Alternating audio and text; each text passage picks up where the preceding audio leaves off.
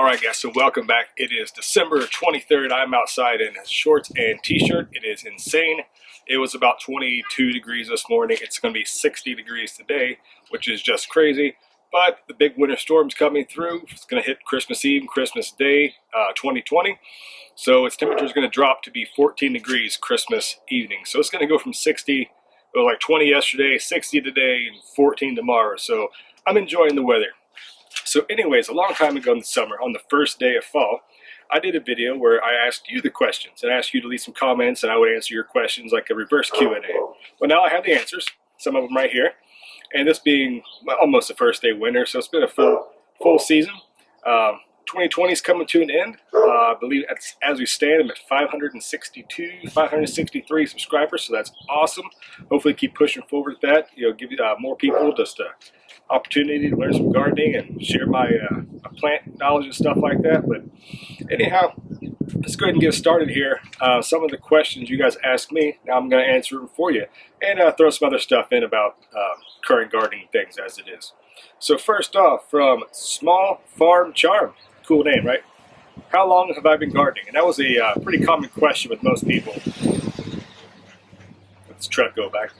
Pretty common is how long you've been gardening, and kind of a follow up to that is what got you started, which are kind of like the same path, right? So anyhow, I remember very distinctly as a kid, probably 10, 11 years old maybe. My mom had a small little kitchen garden, and I ended up getting some leftover beans, just like green bean seeds, and we had landscaping, etc. And I just put it in the flower bed there, and then lo and behold, the beans grew, like 3 or 4 of them grew, and she didn't pull them out as weeds. She let them grow, and they made little tiny beans on it, and the plants died, But it was like, at that point, I was like, wow, you can plant a seed, and then something grows, and you can eat it or something like that. So I was like, wow, that was cool. So I was, at that point, I was kind of getting hooked onto like just planting seeds and watching things grow. So that was cool. But then fast forward to about 15 to 16, my dad's side of the family, they are huge into flowers, like flower beds. They, had their greenhouses and giant gardens, but they were mainly like known for just crazy landscaping, flowers and ornamentals and things like that. And at that point, one of my cousins, I was over there and he showed me his flower beds and everything. He's like, hey, you can take these seeds from this plant I'm growing here and you just take them home and you can grow them. And I was like, wait a minute, so you can grow your own plants, you can save the seeds from your plants, and you can grow your own plants, and all this is free. And you don't have to keep buying seeds all the time. And then you can, one seed pod might have 20 seeds in it. You take one seed pod, turn it into 25 next year. And at that point, I was like, oh my goodness. So every year it's just like growing more and more and more and more. So that's where that kind of started. And it's just kind of it just gets worse and or better, however you look at it. And I'm almost 40 years old now, so I don't see it slowing down at all. It's just every year it's just adding more and different things. So good question. Follow-up she had to this was, what zone am I in? So this is also a question I got several times. Right now where I'm currently at is right outside Charleston, West Virginia. So this is 6B, 7A. So this is 7A, right at the very northern. It's kind of like a little microclimate in the valley that we live in. So it's basically, 3/4 of the state is in zone 6 or 5, even to the higher elevations. But right in the Canal Valley between Huntington over to Charleston, along the Canal River, it does make a little bit of a microclimate. We are truly about 7B. We've only one winter in the past 15 or so have actually had temperatures into the zone 6 weather. So we're actually solidly in the 6B, 7A. So sorry, I keep getting my numbers backwards, but so right here is the zone 7. Where the garlic is actually at the farm, the Hillside Farm, if you watch those videos, that's actually about 80 miles north of here, which is that's zone 6, trust me. It's probably 10 degrees, if not 5 to 10 degrees colder there. When they get, 3 or 4 inches of snow, we might get like some cold rain. It'll be, 85 degrees here in the summer, and the temperatures there, roughly 82, 83. It's usually the temperatures in the summertime are pretty steady. We will get a lot more humidity down here. I don't know if it's because we're near a river or just because we're a little bit farther south, but it does seem that we're much more in the humid area, as up there is a little bit more windy, a little drier, more of the Midwestern kind of influence that pushed it in from Ohio and off the Great Lakes and things like that. So that's where the two zones play into. So if you see the hillside, you know, the backyard and the flowers and stuff here, consider this zone 7 if you're watching for information. And the hillside, the farm, that's going to be just go ahead and look at that as a zone 6. You know, zoned lower on the zone 6, so but not nearly zone 7. That's a solid 6. So there you guys go. If you have any questions about that and what may or may not be hardy to your zone, two different examples to look at. All right, so UT33200 has left a lot of comments this year. I do appreciate that. Thank you. Not just this video, but many other ones. So this question is a 5-part question. If you could only grow one type of pepper, tomato, herb, gourd, or a tree and shrub, what would it be? So I guess if you could only grow one, and that was the only one you could grow forever, I'm thinking like maybe like what is my favorite of each of these? That's how I'm reading that. So with the pepper, if I can only grow one, so if I'm only going to grow one, I need to have something that I can use for fresh eating and for drying, preserving, and things like that. So I didn't want to go super hot, and also didn't want to go just a sweet, you know, pepper, because I'd like to have some, you know, chili flakes or some hot sauce eventually with those peppers as well. So I would kind of go lean towards the Tunisian baklava pepper. And I did a review on that. It's very mild heat, not even jalapeno heat, like half of a jalapeno heat. But you can also eat it fresh. You can make harissa paste. You can dry it to chili flakes for a little mild chili, nothing even remotely close to cayenne level. So it'd be a good pepper for a lot of people to use. But you know, using the limitations right here, if I had to only grow one pepper next year, or multi-use pepper, I definitely would use Tunisian baklava. Tomato, hands down, easy question. Purple Cherokee. Purple Cherokee is an old heirloom tomato. Some debate on whether or not it was actually raised by the Cherokee Native Americans, but it doesn't matter. The name is stuck. Purple Cherokee. It's a huge beefsteak type tomato, but it doesn't get mealy. It's super juicy. Has an old-timey acidic tomato flavor. They get huge. I grew some over a pound. I weighed them on the scale. They're over a pound, and just eat them fresh. Just slice them up, salt and pepper. Eat them with a fork. Awesome tomato. Definitely grow those if you haven't before. Herb. Honestly, I would probably go with just parsley, because I use fresh parsley a lot in cooking. You can dry it, use it, you know, dried as well. Oregano, I grow it. It's good. I pick it off on YouTube. I prefer to use that kind of fresh. And I don't know. I just like eating parsley. I think you can use it fresh, dried, etc., etc. So it's pretty all-around versatile herb. It's also really good for your blood too. So as far as a gourd, you know, I'm thinking that's more of like a winter squash type question. So I grew the Seminole pumpkin, which is it needs a really long season, and where I'm at here in the 7, it's just barely enough that like they don't fully ripen. I had to take them when they just started turning right at frost, take them inside, and they took like another couple weeks to fully mature. But I used those to make pumpkin pie with, and my family went crazy for them, like licking the plates and forks and stuff. Crazy. It makes the absolute best pumpkin pie.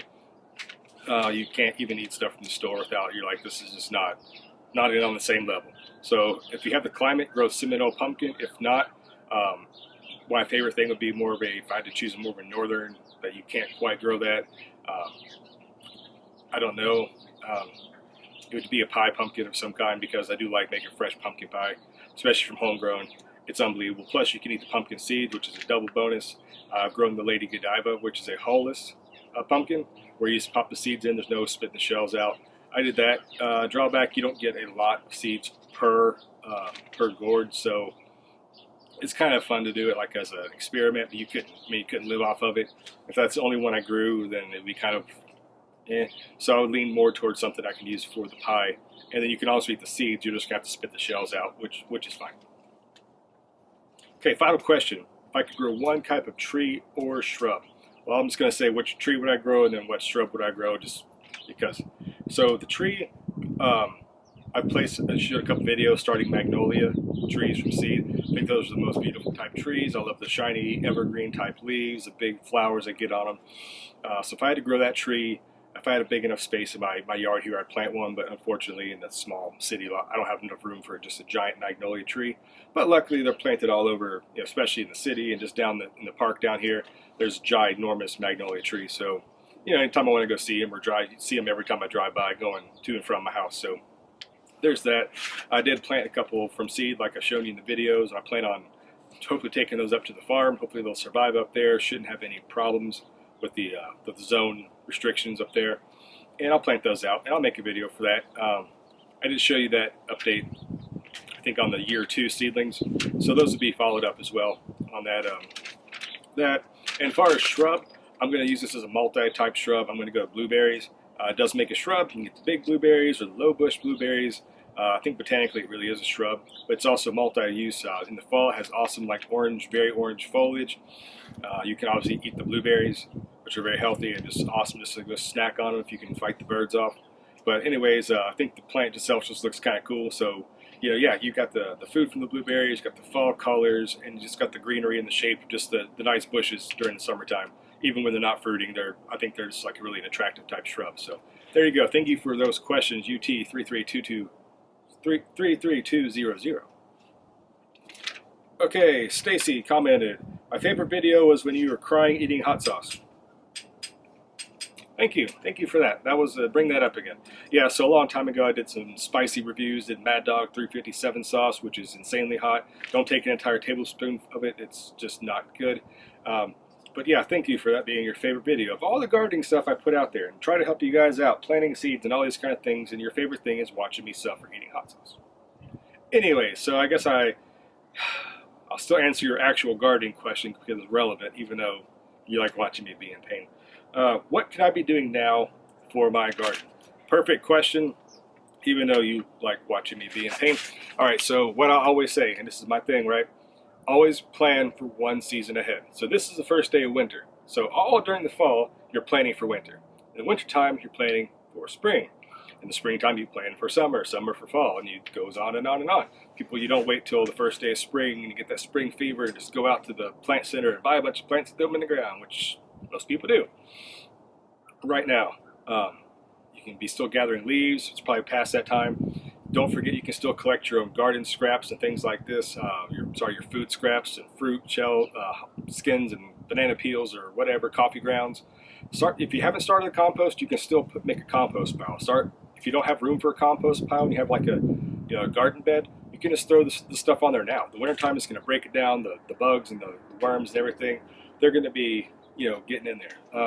Wintertime, if you have an indoor worm bin, you can have raised worms inside where you use your food scraps for that. Getting the vermicompost, you can accumulate that and start making stores of that for when the springtime comes and then carry it over into fall and et cetera, et cetera. Wintertime, what else you can be doing for your garden is very important, is just get a piece of paper and a pen and write down, think back, say what worked, what didn't work, where did I get more sunlight than I needed to, or maybe the side of the yard was more shaded than I thought it was, so do I need to move this? Think about it. It's wintertime, it's cold. If you live north or you're getting snow, like we're supposed to get snow tomorrow night. I'm in a t-shirt. But, draw out, some stuff. Think some things out.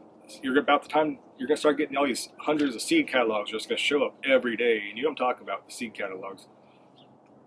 Just, go through the varieties. Find something new. Find something that worked or something that didn't work or whatever. But this time is when you're planning. This is the winter time is the planning and accumulating of resources.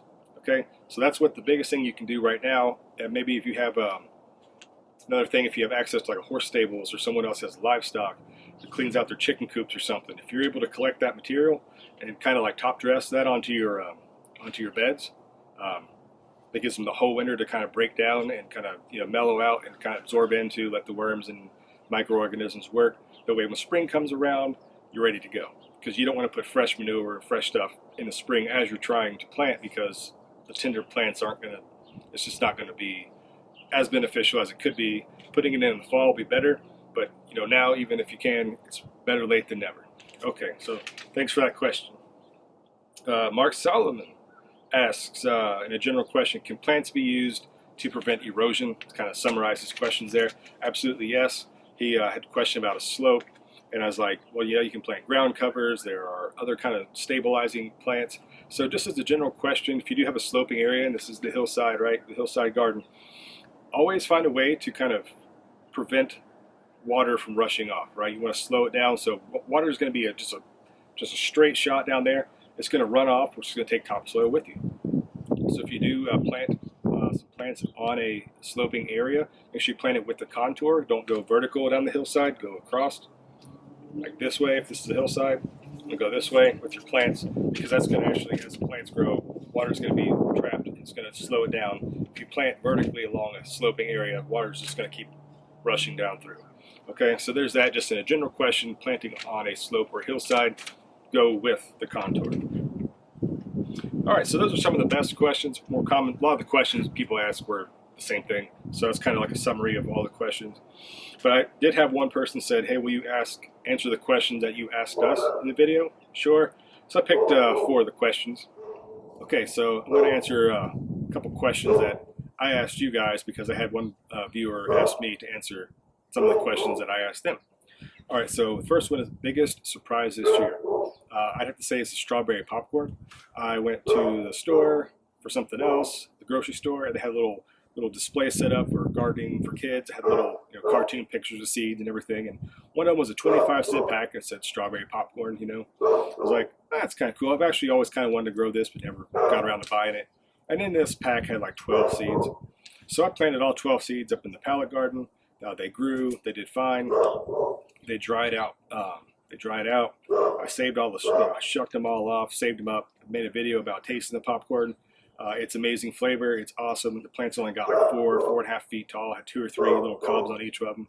So that was a huge surprise. Got a big jar full of seeds off that little bit. So I've saved all the seeds. Next year I can plant 100 plants if I wanted to. I had the room for it, which I might, depending on deer netting or what comes around. But yeah, the strawberry popcorn. If you have a small garden, I recommend that highly, because it's, like I said, it's a really small, compact plant. You get a lot of bang for your buck, like 2 or 3 ears per. And they're only 3 to 4 inch ears. You're not getting a big, traditional 12-inch long popcorn ear like you would from a 7-foot tall GMO corn. But definitely try that one out. And the reverse of that question is biggest disappointment. This year they're called harlequin bugs. I guess they're from Mexico, and they're imported up here through trade for agriculture, etc. Little red and black spotted stink bug relatives. I planted Chinese cabbage, planted a bunch of different kind of kales. These things destroy brassicas. They love them. My actual standard red cabbage I tried to go, all that stuff is wiped out. Didn't get a single one of them. 100% destroyed. These stupid harlequin bugs. Even though I put the powders on it, the organic sprays, all these things, they keep coming back. The best way I found, if you ever experience these in your garden, just manually just go through and squish them. They don't bite. They're not going to sting you. So it's just one of those things. So yeah, it's the biggest disappointment. I was really wanting to try having some purple cabbage just because it's something different. And that whole brassica crop was completely wiped out due to those guys. So big disappointment for that one. Do I fall or winter garden? Obviously the answer is yes, because I garden 365, because that's just what I do. Had the house plants growing on the inside of the house. I still have some raised beds with greens that, even though it's been frosting, they're still harvestable. I have a couple turnips that are in the ground, still need to be harvested for, I guess, too late in the fall/winter, and they start kind of, rotting or breaking down. So I do need to take care of that. But I also have some grow lights inside, just my seed starting set up. I've kind of experimented with some microgreens and some spinaches and lettuce, just to have something to pass the time. I'm not really trying to survive off my indoor small little grow light area for starting seeds, but it's something that's fun to do. But yeah, you can always bring tropical plants inside, grow lights, things like this. The gardening season doesn't stop just because of the first frost. So keep that in mind. And rolling into that, do you start your own seeds or do you buy plants from the centers? The answer is yes. I love saving my own seeds. I love starting seeds. Seeds are very cheap, as opposed to just buying plants. Plus, it's kind of like the challenge and kind of the pride that goes with it. Like, I may never see this tree grow to be a 100-foot tall magnolia tree, but I'm going to plant it from seed and grow it and plant it out and let it grow and do its thing, and that's all right. I can start my tomatoes and peppers and these things. A lot of stuff you want to grow, it's kind of rare or unique. You just can't find seeds, or excuse me, you just can't find the plants at like your big box stores, maybe your local garden centers. They usually buy bulk from the same kind of places anyways, right? So, if you want a unique tomato or unique pepper or unique flowers even, unique shrubs, trees, bushes, whatever, you may have to just buy the seed and just try grow it on your own. And like I said, if you do, one pepper, if you grow like random, like I said, a Tunisian baklava pepper. You're not going to find it in the stores. I grew about one package from Baker Creek years ago. Grew it up. I've saved the seeds, and one chili plant, the pod, you're going to get 30 seeds or so from just one little pepper, right? And that pepper plant has dozens on it. You can go from one package of seeds to easily a couple hundred in one season. And if you maintain, your seeds, you keep them stored properly, they're going to last for a long time. And you're always going to have that variety. Whereas you may not have even had the opportunity if you had to rely on buying them from a store. So there's that. So I'd like to wrap it up with, like I said, I made this video last year as well, right about the winter solstice. The gardening season has already begun. Okay, you can think about it, you want to look at it spiritually or astronomically or whatever. But you think December 21st, that's your longest night in the northern hemisphere. So down south, this is your summertime. So super jealous. But anyways, the longest night has passed. So every day we're going to get a little bit more daylight. Every day is a little bit more. Your house plants in the windowsills are going to get a little bit more. Even though the temperatures might still be freezing cold and persisting with the snow and the wind and stuff like that, every day you're getting a little bit more daylight, a little bit more hopes coming along. So the gardening season has begun. So like I said, every year, January 1st, just kind of symbolically or just do it kind of for fun. I'm going to start some more seeds as well. I encourage you guys to do it along. If you do, plan on it. Leave a comment down below if you've never done it before. It could be anything. It could be a tree seed. It could be a fruit, a flower, just some microgreens. It doesn't matter.